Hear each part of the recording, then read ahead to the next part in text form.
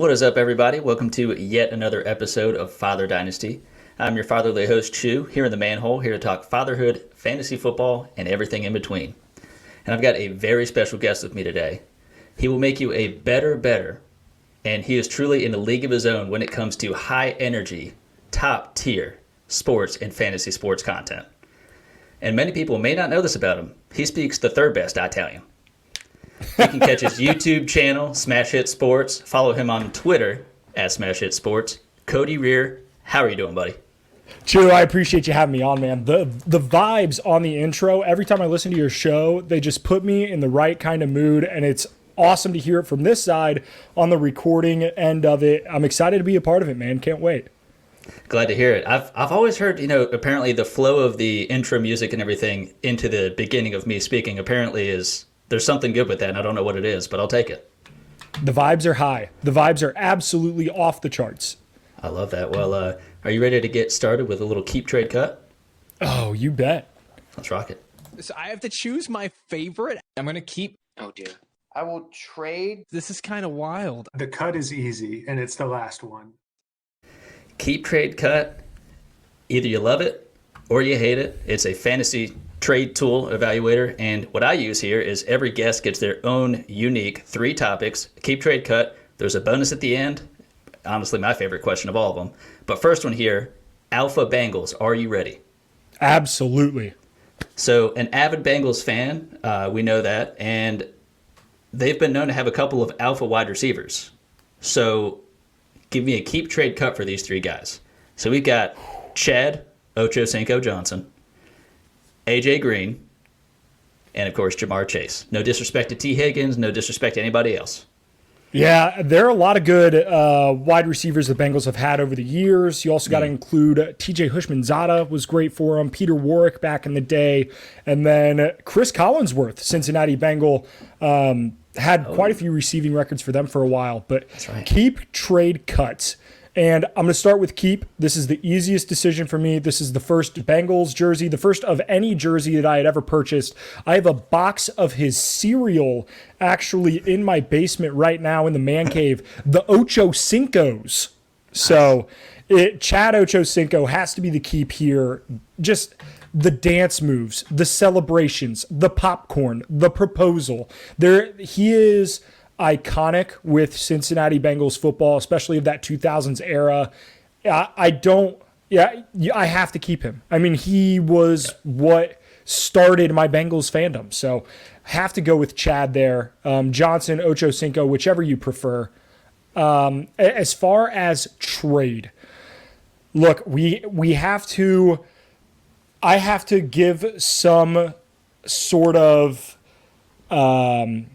I have to give a little bit of bias here to the beauty that we have now on this Bengals team. It's electric. The energy is high, and I don't think it gets better than Jamar Chase. I'm going to trade Jamar. He's young. He has the gritty. He has the swag. He has that LSU, the Bayou. Everything about him is incredible. I'm going to trade Jamar Chase. I think he is just getting started in what is going to be an incredible career.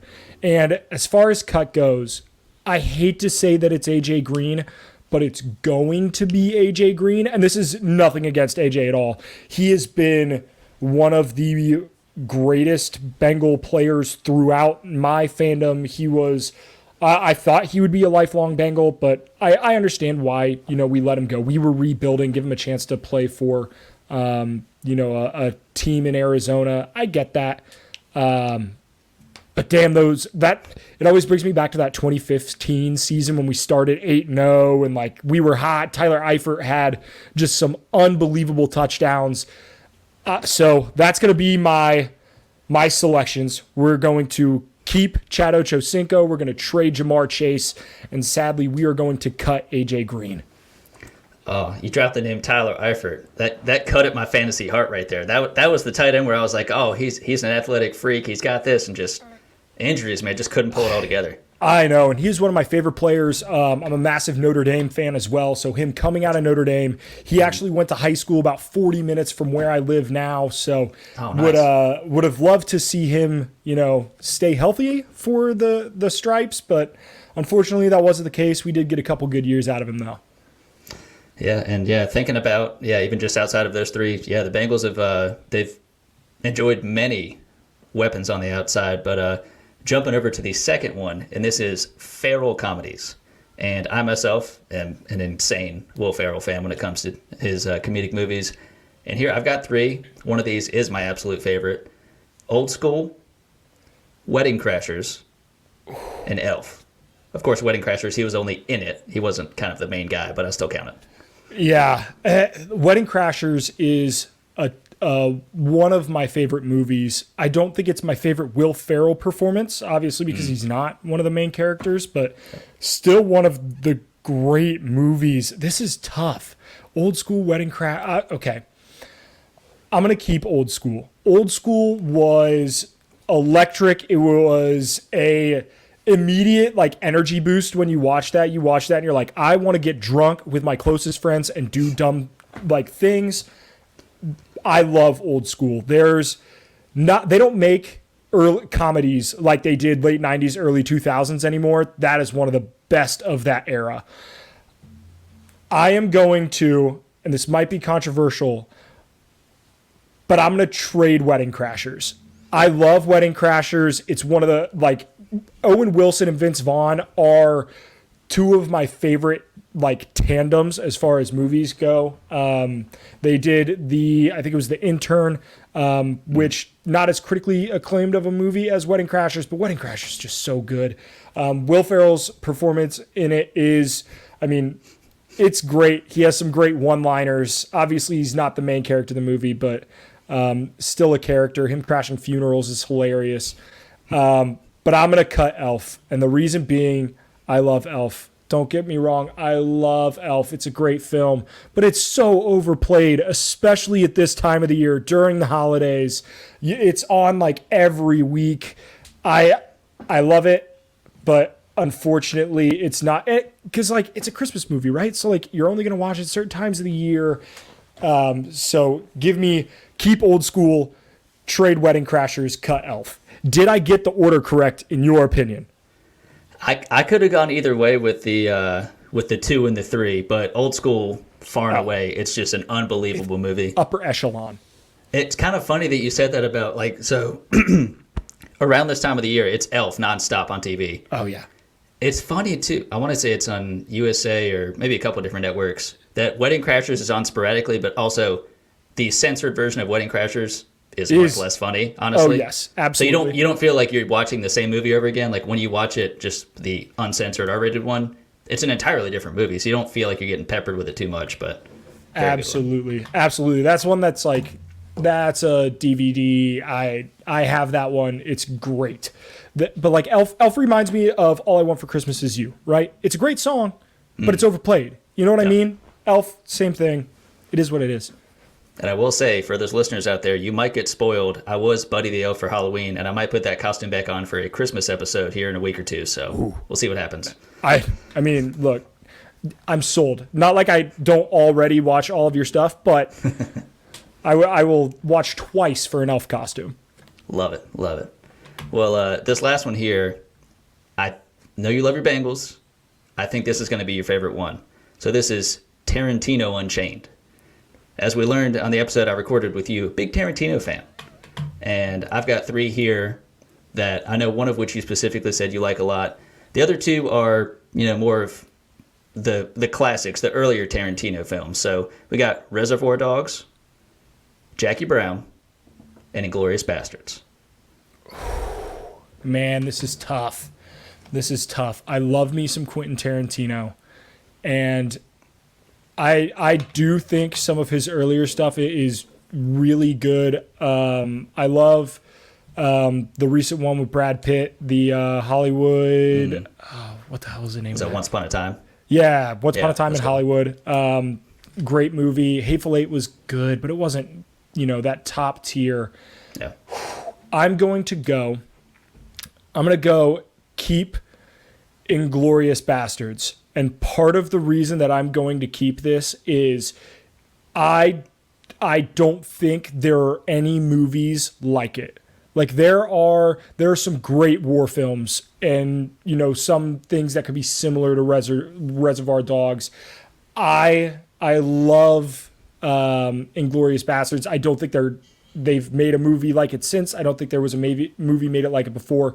So I am going to keep Inglourious Bastards. I am going to trade Reservoir Dogs. Reservoir Dogs is one of I would put it up there with Django Unchained as far as Quentin Tarantino movies. I think I would put it above Django Unchained and probably up there with Pulp Fiction. I mean, it's that good.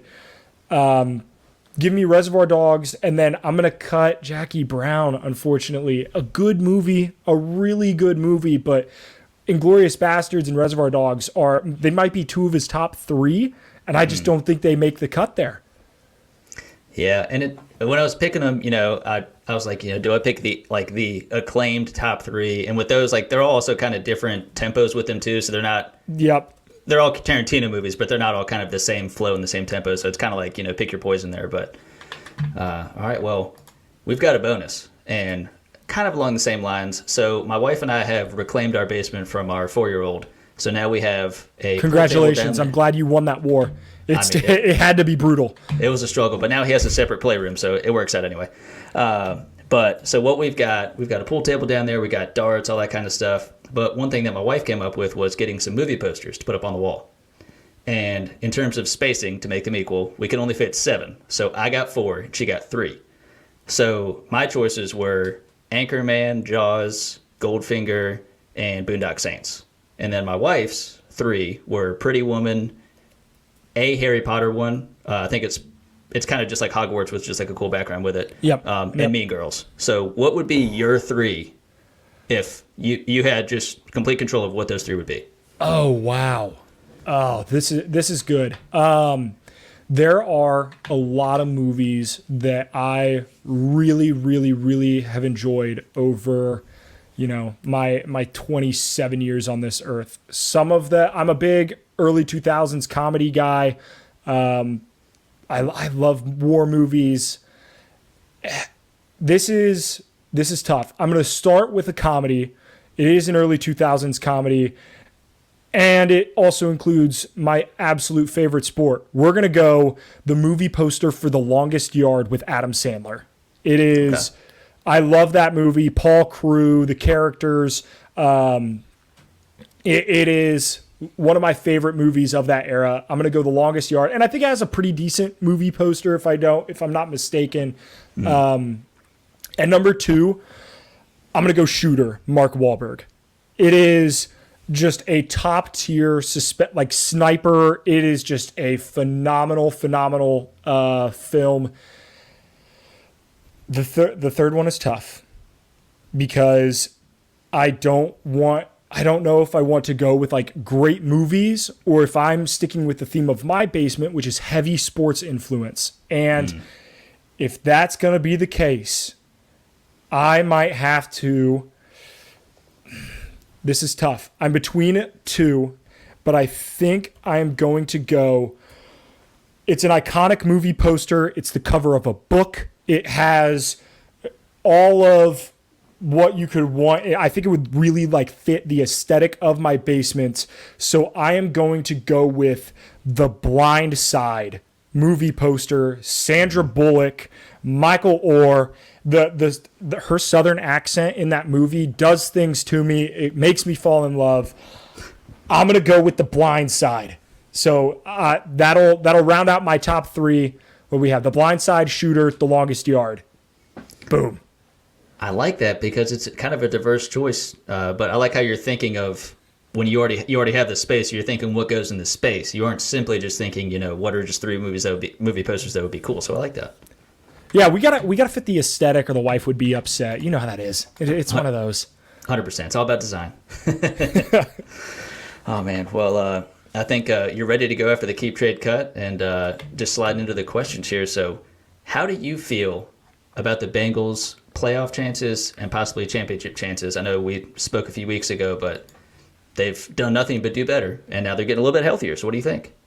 Yeah, I had a lot of concern after the Chidobe Awuzie injury, him tearing his ACL. He's our number one corner, and I had concern that our defense wouldn't be able to hold up against some of the more potent offenses, and in particular the Chiefs, which we played this past week, and we looked great.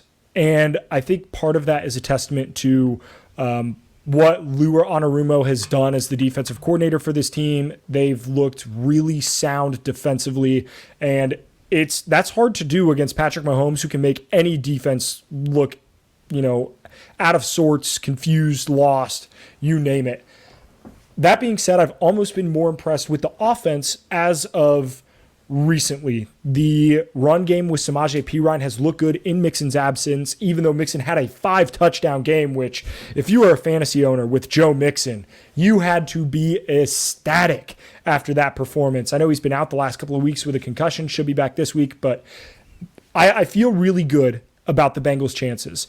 Do I feel better about them than how do I feel about them making another championship run?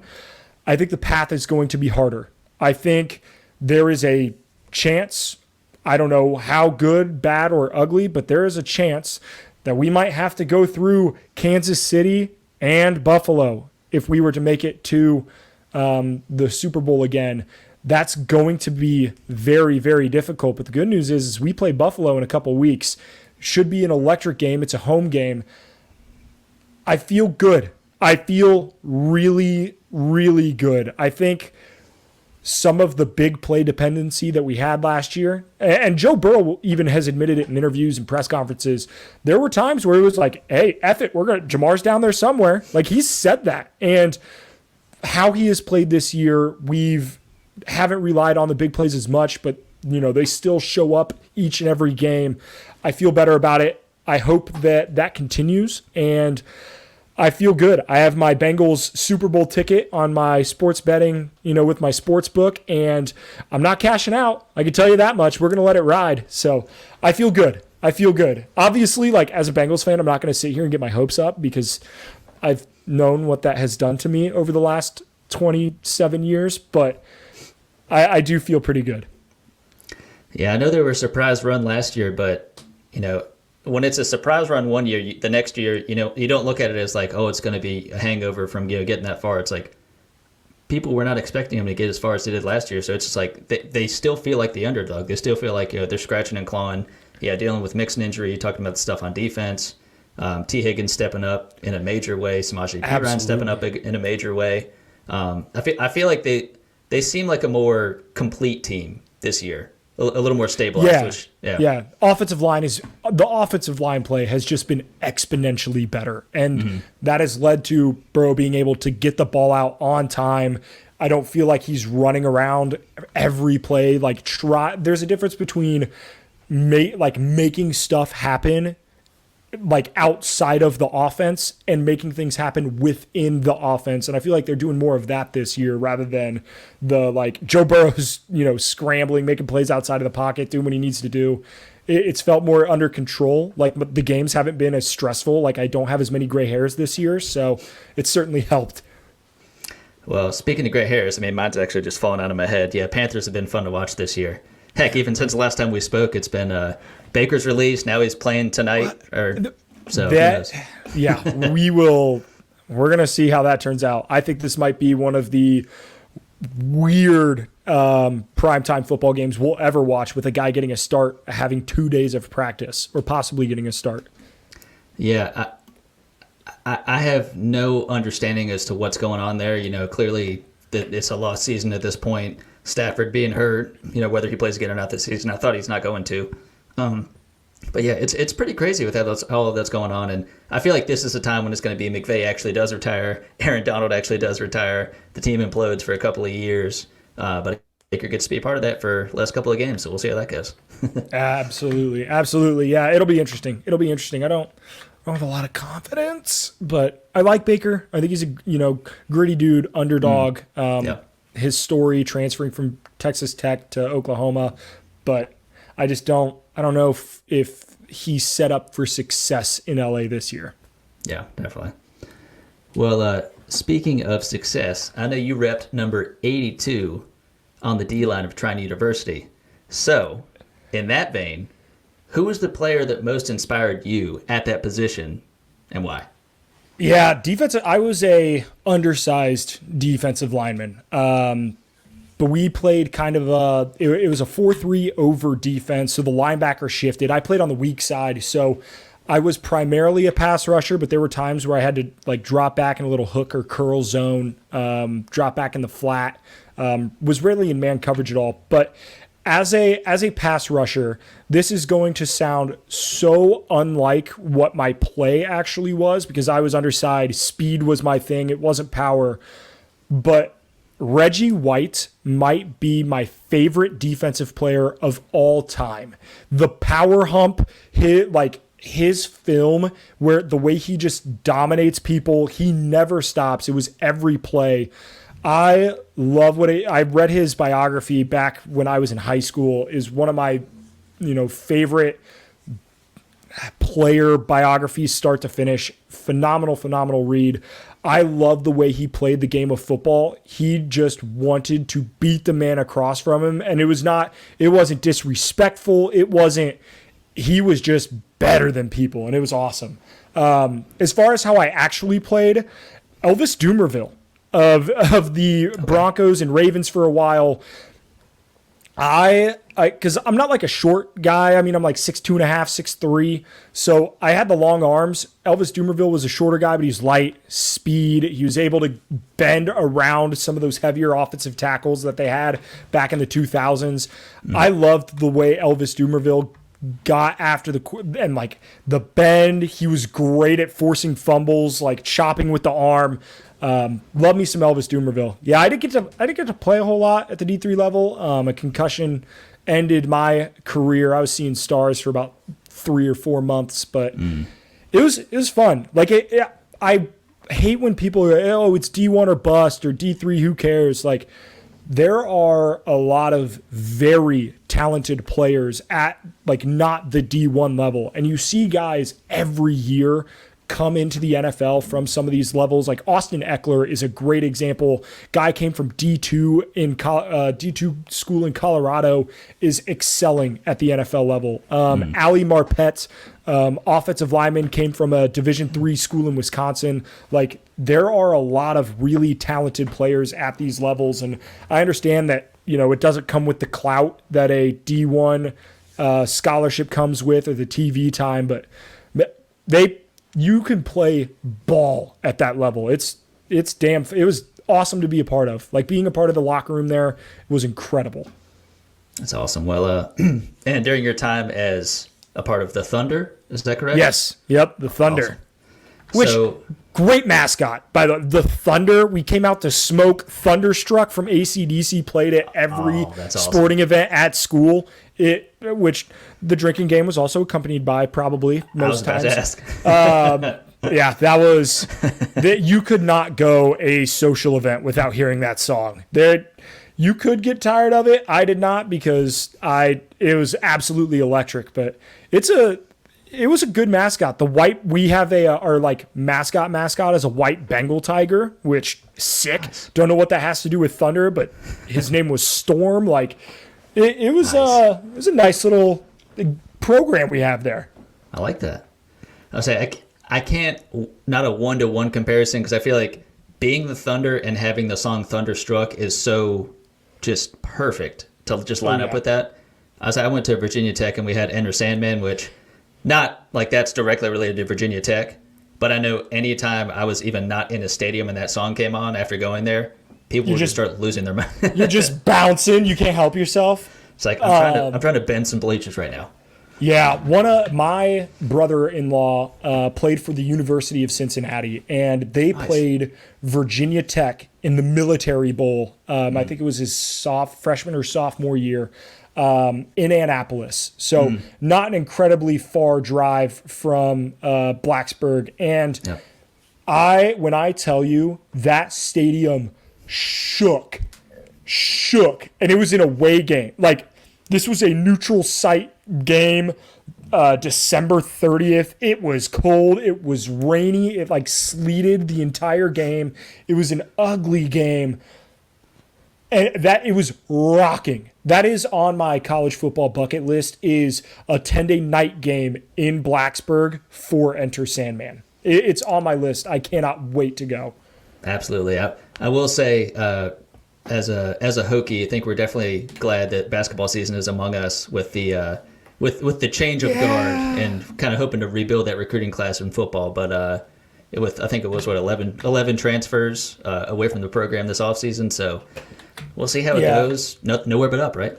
Yeah, you'll have that. And in a ACC that is going to have a lot of turnover over the next couple of years, Virginia Tech absolutely has a case to establish themselves in that conference. So hopefully they can. You know, football is better when the Hokies are good. I like that.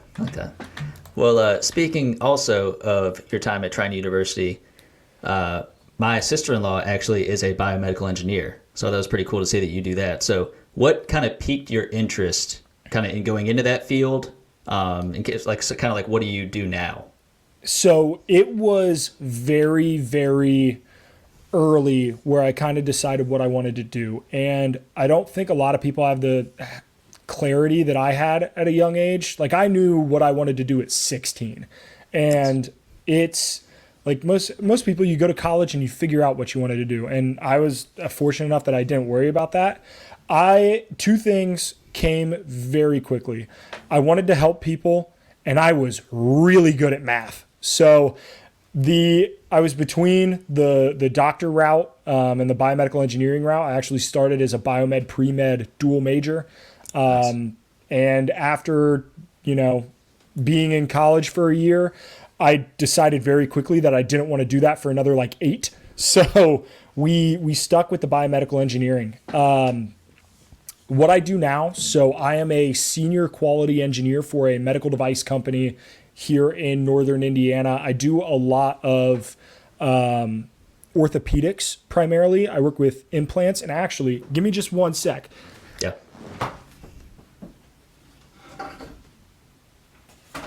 Oh, nice. Not good radio, but I deal primarily with joint replacements. So this is one of for those of you watching on YouTube, you should absolutely like and subscribe to this video. Watch all of the YouTube. But yeah, so I make joint replacements for a living. I primarily do cleaning and sterilization, but that is my kind of how I got into it, is like, what's the best way that I can use what I'm good at to help people? And I was good at math. I was good at numbers. And I thought, let's get into biomedical engineering and let's make things, devices, whatever that, help people live better lives. And it's really cool to see, every now and again we get to see patient stories, and, it'll be like, hey, I was in a wheelchair for 6 months. I wasn't walking. I felt terrible. I was depressed.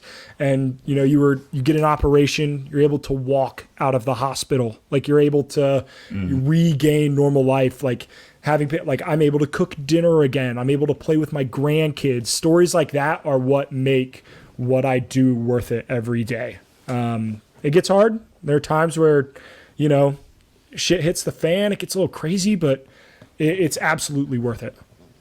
Yeah, I like that. I mean, that's incredible because, you're doing something where, one, you kind of knew what you knew at least kind of what you were looking for. So being able to narrow it down that quickly, which is awesome.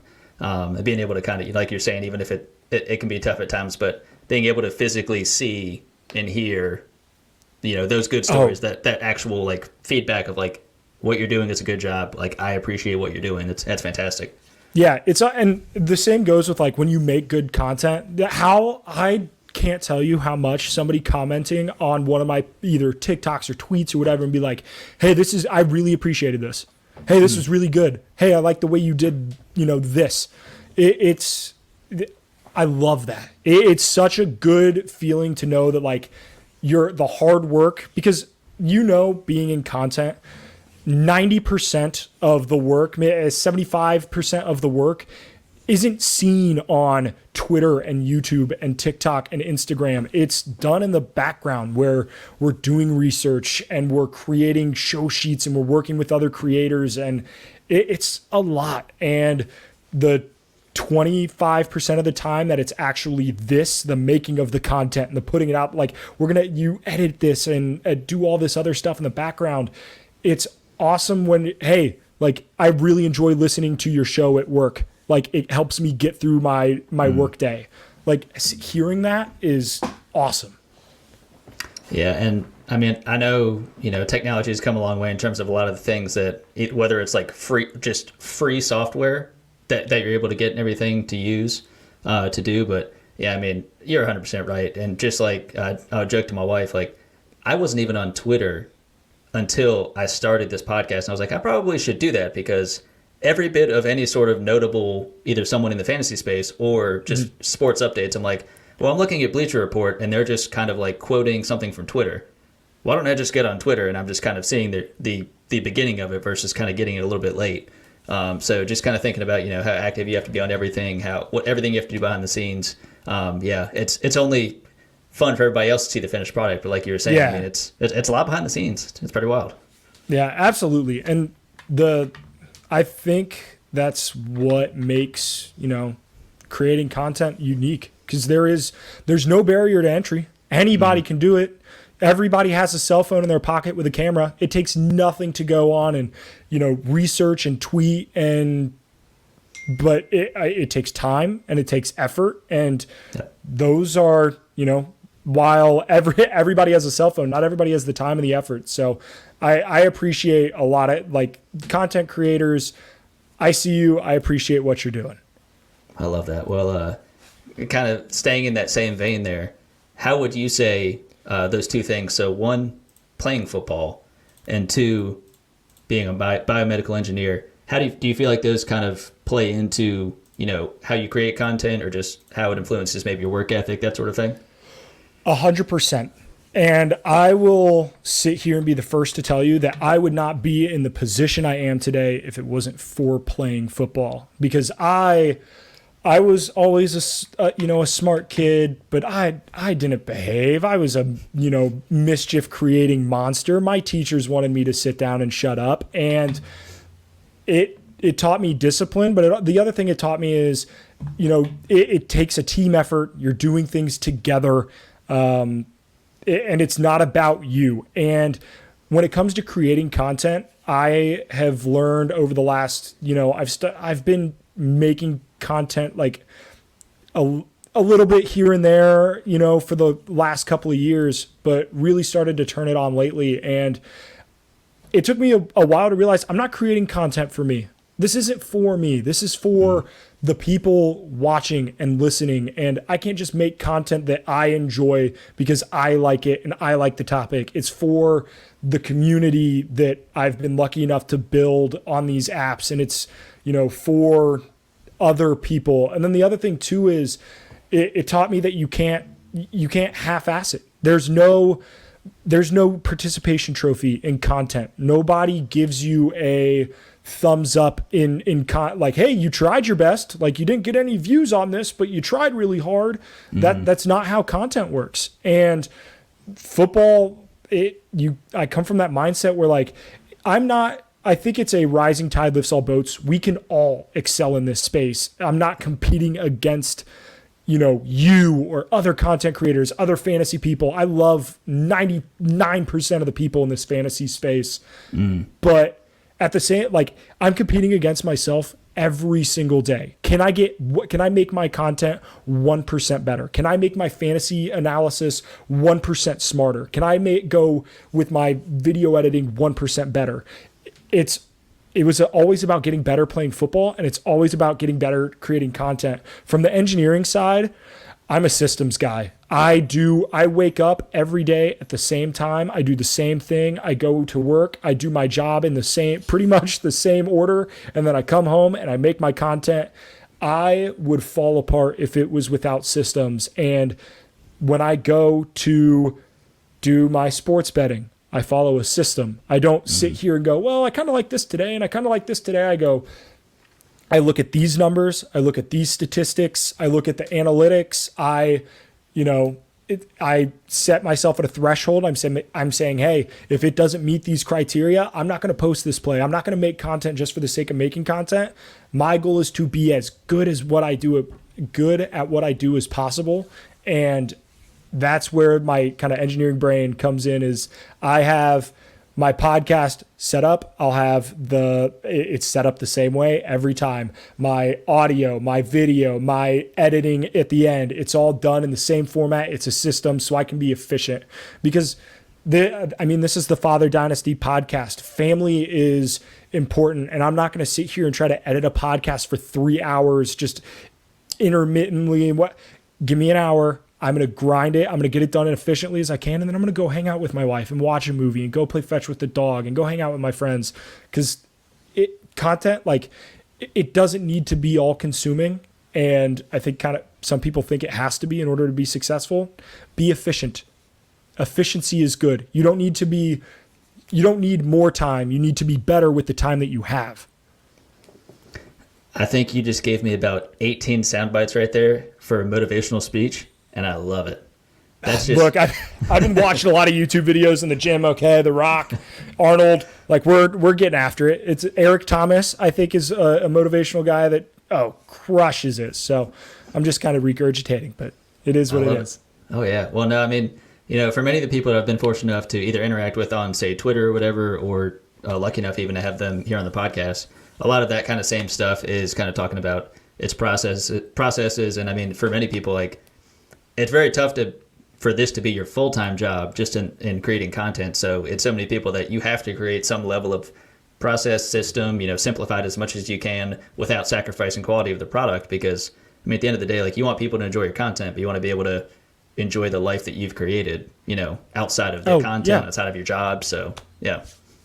100%. Like, we do this because we love sports. Like, we love talking about sports, and specifically football, but I do it so that I can enjoy my Sundays and watch football and then talk about it with people, right? Like, I don't do this so I can consume every moment of my life. So be good and be good at it. And that takes time, it takes effort, it takes, reps, but it's part of it.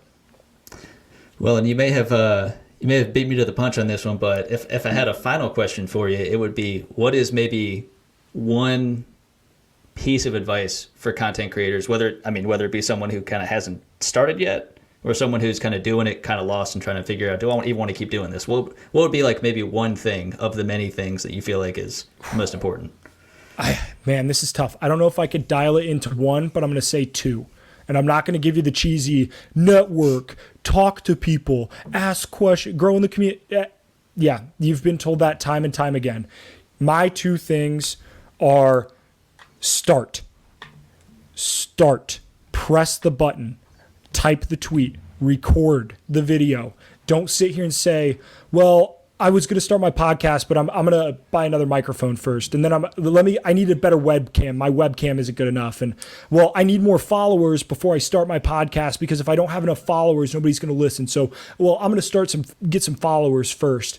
And it's like, well, I don't want to tweet this because maybe people question my authority. And I don't know if I want to tweet, my fantasy analysis, because what if somebody follows it and then I'm not right? Start, tweet. Nobody ever became an expert by watching. Muhammad Ali did not become the best boxer in the world by watching other people box. He boxed. Like, Picasso didn't become the best painter of all time by going to the museums, the Louvre, and looking at paintings. He painted.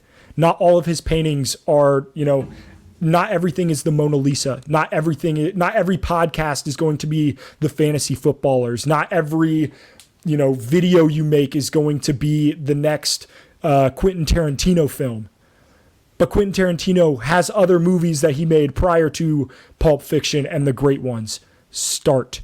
The other thing that I have is, and this is, my engineering brain, it is what it is.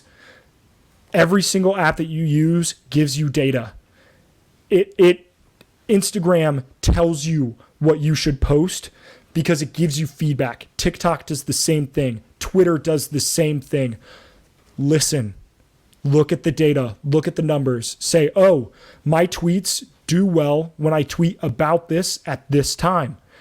Continue to do that. Be consistent and show up every day doing that, right? If you are a fantasy creator, right, and you've noticed that your waiver wire column does the best if you post it at noon every Monday or every Tuesday, whatever that is, every Monday and every Tuesday, post and be consistent and show up every week, because eventually people build expectations, and that's where greatness comes from, is expectations.